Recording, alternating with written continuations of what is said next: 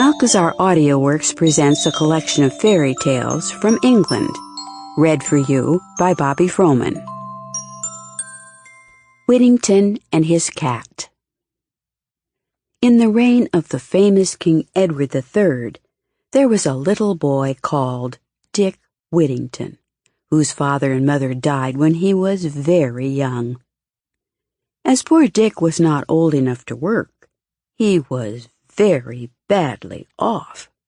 He got but little for his dinner, and sometimes nothing at all for his breakfast. For the people who lived in the village were very poor indeed, and could not spare him much more than the parings of potatoes, and now and then a hard crust of bread. Now Dick had heard a great many very strange things about the great city called London, for the country people at that time thought that folks in London were all fine gentlemen and ladies, and that there was singing and music there all day long, and that the streets were all paved with gold. One day a large wagon and 8 horses, all with bells at their heads, drove through the village while Dick was standing by the signpost. He thought that this wagon must be going to the fine town of London, so he took courage and asked the wagoner to let him walk with him by the side of the wagon.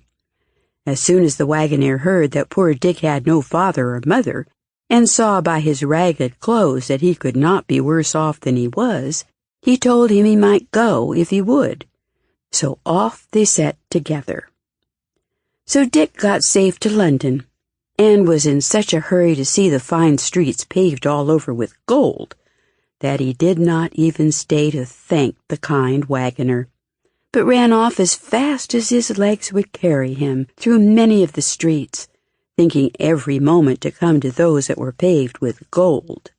For Dick had seen a guinea 3 times in his own little village, and remembered what a deal of money it brought in change, so he thought he had nothing to do but to take up some little bits of the pavement, and should then have as much money as he could wish for.